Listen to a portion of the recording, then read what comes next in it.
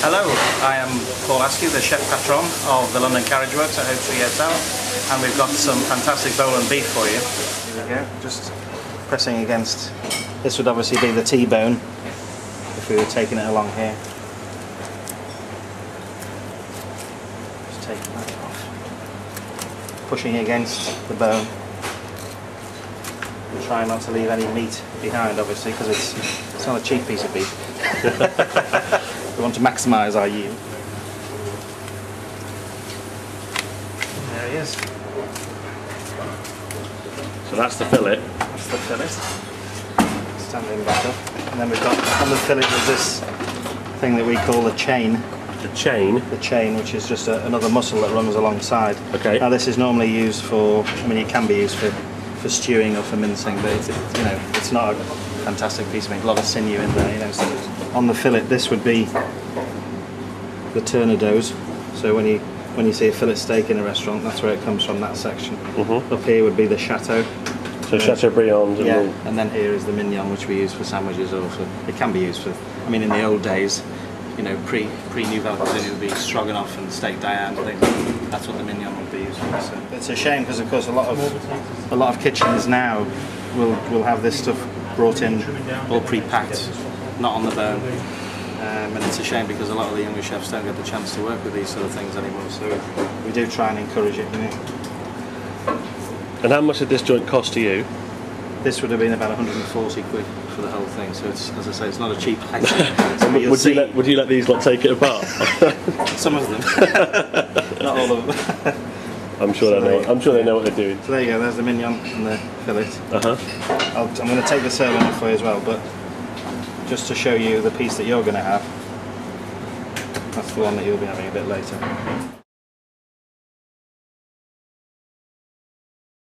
I'm literally just going to put a little bit of Maldon either side, just into shape a little bit. Get it sealed first. Then in this pan we've got a little bit of vegetable stock with butter and salt. We've got some cubes of celeriac, some baby leeks. We're going to do a little bit of pan-fried salsify. Okay. So there we go. We've got one side nice and caramelised. I'm going to put a good old dollop of butter and salt. A healthy amount of butter. A healthy amount of butter, yes. Me and my sylph-like figure, you see. I'm with you on that one, mate. Yeah. So you can see straight away you've got that lovely foaming. So you've got the cooking property of the oil and you've got the flavour of the butter. Right. And we're just pumping it, the heat and the flavour in all the time now. And this is what helps it to cook evenly as well.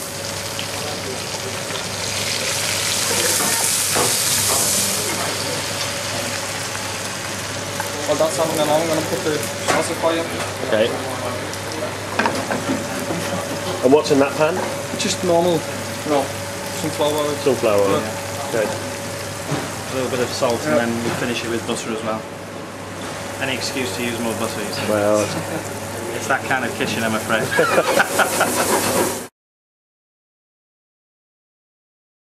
This is our lovely puree.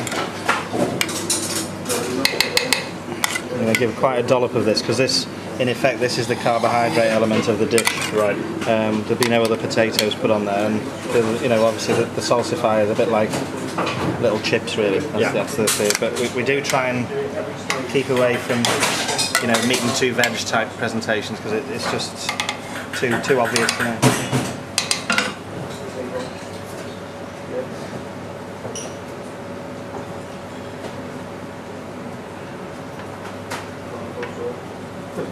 so while people probably haven't got slates at home, would you encourage them to try and be a bit more experimentation with presentation, or is it something that you've really got to learn and try? I mean, I think you know, at the end of the day, if you want to be adventurous and you want to have a bit of fun with food, that's all it is. It's just a bit of fun. And I always think, you know, when if you go into a restaurant, you want something that you don't normally have at home, and you want it to be presented in a professional way. I would think. I mean, if you want home cooking, you go to the local pub on a Sunday for your meat and two veg and your Sunday roast, and I adore that when it's done right. I think it's fantastic. But you know, these are simple ingredients, but I think it's still important to present them in a contemporary way and show them off in my image anyway. You know, it might not be everybody's image, but it's how I'm trying to. It's an extension of your personality, isn't it? this is what I think is nice. See what you think. You know, that's the way we tend to be. So the last thing now, I'm just going to get our beef. Rested now, what, a minute? Well, as long as it's taken us to dress that place. Yeah. But believe me, normally when we use the sirloin that we took off before, that would rest a good 5-10 minutes before going on. But because it's the fillet I've given to you, because I know we're short of time a little bit. But, so I'm just going to clean the end. That's what we call a chef's perk, that. Chef's perk? Yes, a chef's perk. And then we're just going to show that beautiful look at that. Bowland beef, and that's going to go straight onto your plate.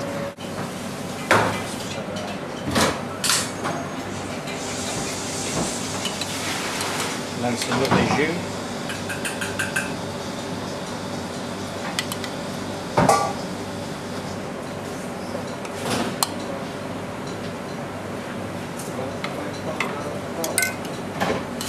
Tiny bit just down there. And last but not least, a little bit of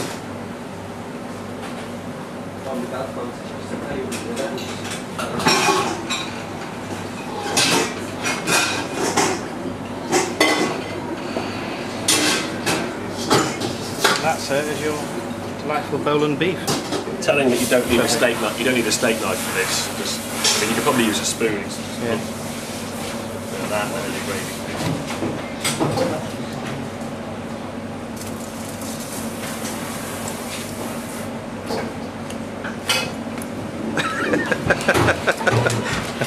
Delish. Okay, check on pre-theatre, please. 2 smoked salmon, 1 halloumi, 1 no starter, followed by 3 rump, 1 haddock risotto, 2 of them medium, 1 of them rare, 1 no puree. Thank you. I think it's time I let Paul get on with his proper job and stop feeding me, so I'm going to go now. Thanks, Paul. No problem. You're welcome.